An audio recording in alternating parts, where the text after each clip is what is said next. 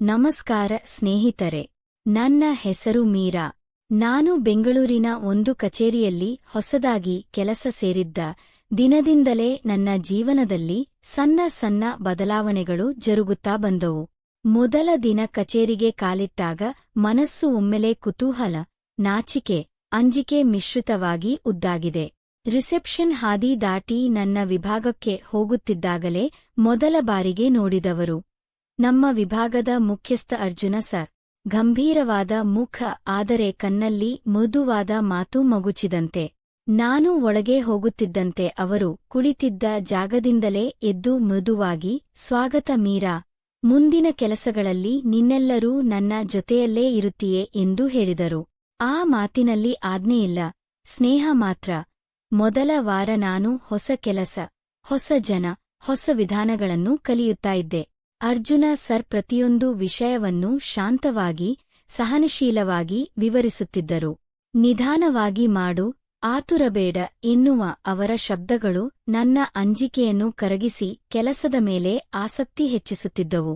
ಕೆಲವು ದಿನಗಳ ನಂತರ ನನ್ನ ಮೊದಲ ವರದಿ ಸಲ್ಲಿಸುವ ದಿನ. ನಾನು ನಡುಗುತ್ತಾ ಪ್ರಸ್ತುತಪಡಿಸಿದ್ದ ವರದಿ ತಂಡದ ಮುಂದೆ ಮೆಚ್ಚುಗೆ ಗಳಿಸಿತು. ಅರ್ಜುನ ಸರ್ ಎಲ್ಲರ ಮುಂದೆ ಈಕೆ ಬಹಳ ಚೆನ್ನಾಗಿ ಕೆಲಸ ಮಾಡಿದ್ದಾಳೆ ಎಂದಾಗ ನನ್ನ ಹೃದಯದಲ್ಲಿ ಹೂ ಅರಳಿದಂತೆ. ಕಚೇರಿಯಲ್ಲಿ ಅವರೊಂದಿಗೆ ಮಾತನಾಡುವಾಗಲೆಲ್ಲ ಮೃದುವಾದ ನಗು, ಅವರ ಮಾತುಗಳಲ್ಲಿ ನನ್ನ ಬಗ್ಗೆ ಕಾಳಜಿ, ಇವೆಲ್ಲ ಹೃದಯದೊಳಗೆ ನಿಧಾನವಾಗಿ ತಿರಿಯದ ಬಿಸಿ ಹರಡುವಂತಿತ್ತು. ಒಂದು ಮಧ್ಯಾಹ್ನ ಎಲ್ಲ ಸಿಬ್ಬಂದಿಯೂ ಓಟಕ್ಕೆ ಹೊರಟಿದ್ದರು. ನಾನು ಮಾತ್ರ ವರದಿ ಪೂರ್ಣಗೊಳಿಸಲು ಕುಳಿತುಕೊಂಡಿದ್ದೆ. ಕಚೇರಿಯಲ್ಲಿ ನಾನು ಮತ್ತು ಅರ್ಜುನ ಸರ್ ಮಾತ್ರ.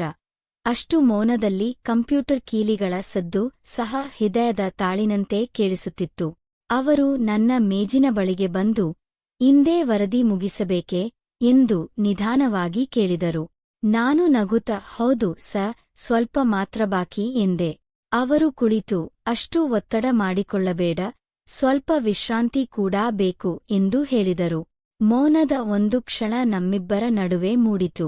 ನೋಟಗಳು ಒಂದೇ ಬಿಂದುವಲ್ಲಿ ಸೇರಿ ನಾಚಿಕೆ ತುಂಬಿದ ಮೃದು ಗಾಳಿ ಹರಿಯಿತು. ಅವರು ತಮ್ಮ ಟಿಫಿನ್ ಬಾಕ್ಸ್ ಮುಂದೆ ಇಟ್ಟು, ತಿನ್ನೋಣವಾ, ಹಂಚಿಕೊಂಡರೆ ರುಚಿ ದ್ವಿಗುಣವಾಗುತ್ತದೆ ಎಂದು ಹೇಳಿದರು. ನಾನು ತಲೆಬಾಗಿದ್ದು, ನಾವು 2 ಚಮಚದ ಅಂತರದಲ್ಲಿ ಊಟ ಹಂಚಿಕೊಂಡು ತಿಂದು ನಗೆತುಂಬಿಕೊಂಡೆವು. ಆ ಕ್ಷಣ ಮಾತಿಗಿಂತ ಮೌನ ಹೆಚ್ಚು ಮಾತನಾಡಿತು. ದಿನಗಳು ಹೋದಂತೆ ನನ್ನ ಮತ್ತು ಅರ್ಜುನ ಸರ್ ನಡುವಿನ ಸಂಬಂಧ ಮತ್ತಷ್ಟು ಹತ್ತಿರವಾಯಿತು.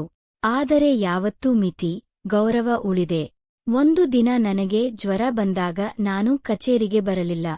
ಮಧ್ಯಾಹ್ನದಲ್ಲಿ ಫೋನ್ ಆಗಿ ಆರೋಗ್ಯ ಮುಖ್ಯ, ವಿಶ್ರಾಂತಿ ತೆಗೆದುಕೋ ಎಂದು ಕೇಳಿದಾಗ ಅದರೊಳಗಿನ ಕಾಳಜಿ ನನ್ನ ಹೃದಯಕ್ಕೆ ಮೃದುವಾದ ತೇವವಂತಿತ್ತು. ಮುಂದಿನ ದಿನ ಕೆಲಸಕ್ಕೆ ಹೋದಾಗ ನನ್ನ ಮೇಜಿನ ಮೇಲೆ ಚಿಕ್ಕ ಕಾಗದ, ಸ್ವಾಸ್ಥ್ಯವಾಗಿ ಬಂದಿದ್ದಕ್ಕೆ ಸಂತೋಷ. ನೀಲಿ ಹೂವು ಕಚೇರಿಗೆ ಇಂದು ಚೆಲುವು ತಂದಿದೆ ಎಂದು ಬರೆಯಲಾಗಿತ್ತು. ಆ ನೋಟ ಲೊದಿದ ಕ್ಷಣ ಮನಸ್ಸಿನಲ್ಲಿ ನೋಡಿಸಿಕೊಳ್ಳಲಾಗದ ನಗು. ನನ್ನ ಜನ್ಮದಿನದಂದು ಯಾರಿಗೂ ಹೇಳದೆ ಕಚೇರಿಗೆ ಬಂದೆ. ಆದರೆ ಮೇಜಿನ ಮೇಲೆ ಚಿಕ್ಕ ಉಡುಗೊರೆ, ಗುಲಾಬಿ ಹೂ ಮತ್ತು ಚೀಟಿ, ಜನ್ಮದಿನದ ಶುಭಾಶಯಗಳು ಮೀರಾ. ಸದಾ ಹೀಗೆಯೇ ಹಸನಾಗಿ ನೋಡಿದ ಕ್ಷಣ ನನ್ನ ಕಣ್ಣು ನೀರಿನಿಂದ ತೇವವಾಯಿತು. ಉಳಿದ ಸಿಬ್ಬಂದಿಗಳು ಕೂಡ ಆ ಸೂಚನೆ ನೋಡಿ ಇವತ್ತು ಕೇಕ್ ಕತ್ತರಿಸುವುದು ಖಂಡಿತ ಎಂದು ಸಂಭ್ರಮಿಸಿದರು. ಕಚೇರಿಯ ಸ್ವಲ್ಪ ಮೂಲೆ ಬೆಳಕು ಅಳವಡಿಸಿ ಗೀತೆಯ ಧ್ವನಿ ಕೇಳುತ್ತಾ ಸ್ನೇಹಿತರನಗೆ ವರ ಕೈತಟ್ಟಿ ನಾನು ಕೇಕ್ ಕತ್ತರಿಸಿದೆ. ಅರ್ಜುನ ಸರ್ ಹತ್ತಿರ ನಿಂತು ಕೇಕ್ ತುಂಡು ನೀಡಿದಾಗ ಅವರ ಕಣ್ಣುಗಳಲ್ಲಿ ಹಿತವಾದ ಶಾಂತಿ ಕಂಡೆ. ಅವರ ಧ್ವನಿ ನಿಧಾನವಾಗಿ ನನ್ನ ಕಿವಿಗೆ ತಾಗಿ, ಈ ವರ್ಷ ನಿನಗೆ ಬರಲಿ ಎಲ್ಲಾ ಶುಭ ಎಂದರು. ನನ್ನ ಹೃದಯ ಮಿಡಿದು ಒಡಿದಂತೆ ಆಯಿತು. ಸಂಜೆ ಕೆಲಸ ಮುಗಿದಾಗ ಸಿಬ್ಬಂದಿ ಎಲ್ಲರೂ ಹೊರಟರು. ನಾನು ಕೆಲವು ಕಡತಗಳನ್ನು ಅಪ್ಲೋಡ್ ಮಾಡಲು ಉಳಿದೆ. ಕಚೇರಿಯ ಬೆಳಕು ನಿಧಾನವಾಗಿ ಕಡಿಮೆಯಾಗಿ ಹೊರಗಡೆ ಮಳೆ ಹನಿಗಳು ಗಾಜಿನ ಮೇಲೆ ಜಾರುತ್ತಿದ್ದವು. ಅರ್ಜುನ ಸರ್ ಕಚೇರಿಯಿಂದ ಹೊರಬರುತ್ತ ನಾನು ಒಂಟಿಯಾಗಿ ಕುಳಿತಿರುವುದನ್ನು ನೋಡಿ, ಇಷ್ಟು ಹೊತ್ತು ಇದ್ದೀಯಾ, ಮನೆಗೆ ಹೊರಡೋಣ, ನಾನು ಬಿಟ್ಟು ಬರುತ್ತೇನೆ ಎಂದು ಹೇಳಿದರು. ನಾನು ಸ್ವಲ್ಪ ನಾಚಿಕೆಪಟ್ಟು ಏನಪ್ಪ ಸರ್ ಎಂದರು. ಅವರು ಹಿತದಿಂದ, ಭಯಬೇಡ, ಸ್ನೇಹದಿಂದ ಕೇಳಿದ್ದೇನೆ ಎಂದರು. ಹೊರಗೆ ಕಾರು ಹತ್ತುವಷ್ಟರಲ್ಲಿ ಮಳೆ ಬಿರುಸುಗೊಂಡಿತು. ಅವರು ಛತ್ರಿ ಹಿಡಿದು ನನ್ನ ಕಡೆ ಓಡಿ ಬಂದು ಗಾಳಿ ತಟ್ಟಿದರೆ ಜ್ವರ ಮತ್ತೆ ಬರಬಾರದು ಬಾ ಎಂದು ಮೃದುವಾಗಿ ಹೇಳಿದರು. ಎತ್ರಿಯ ಕೆಳಗೆ ನಾವಿಬ್ಬರ ಕೈಗಳು ತಪ್ಪಾಗಿ ತಗುಲಿತು. ಆ ಕ್ಷಣದಲ್ಲಿ ಮನಸ್ಸಿನೊಳಗೆ ಮೌನದ ಕಂಪನ. ಇಬ್ಬರೂ ನಗುತ್ತ ಮುಖ ತಿರುಗಿಸಿಕೊಂಡಿದ್ದರು. ಆ ಸಣ್ಣ ಸ್ಪರ್ಶ ಹೃದಯದಲ್ಲಿ ಗುರುತು. ಮನೆ ಬಾಗಿಲಿನ ಬಳಿ ಕಾರು ನಿಲ್ಲಿಸಿದಾಗ ಮಳೆ ನಿಂತಿತ್ತು.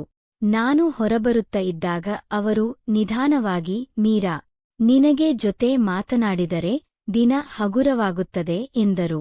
ನನ್ನೊಳಗೆ ಮರುಕು, ನಾಚಿಕೆ, ಖುಷಿ ಮಿಶ್ರಿತವಾಗಿ ತೂಗಿತ್ತು. ನಾನು ಕಣ್ಣಲ್ಲಿ ನಗು ಇಟ್ಟು ನನಗೂ ಎಂದೆ. ಅವರು ನಿಧಾನವಾಗಿ ಕೈಬೀಸಿ ಶುಭರಾತ್ರಿ ಎಂದರು. ನಾನು ಮನೆಯ ಕಿಟಕಿಯಿಂದ ಅವರು ಕಾರು ದೂರವಾಗುವವರೆಗೆ ನೋಡುತ್ತ ನಿಂತಿದ್ದೆ. ಹೃದಯದೊಳಗೆ ಒಂದೇ ಮಾತು, ಇದು ಪ್ರೀತಿ ಅಲ್ಲ, ಆದರೆ ಪ್ರೀತಿ ಹುಟ್ಟುವ ಮೊದಲ ಮಿಡಿತ. ಕತೆ ಇಲ್ಲಿಗೆ ಮುಕ್ತಾಯ. ಇದೇ ರೀತಿಯ ಮೃದುವಾದ ಪ್ರೀತಿ, ಭಾವನೆ ಮತ್ತು ಕಟ್ಟಿಕೊಳ್ಳುವ ಬಾಂಧವ್ಯದ ಕತೆಗಳಿಗಾಗಿ ಚಾನೆಲ್ಗೆ ಸಬ್ಸ್ಕ್ರೈಬ್ ಮಾಡಿ. ಧನ್ಯವಾದಗಳು.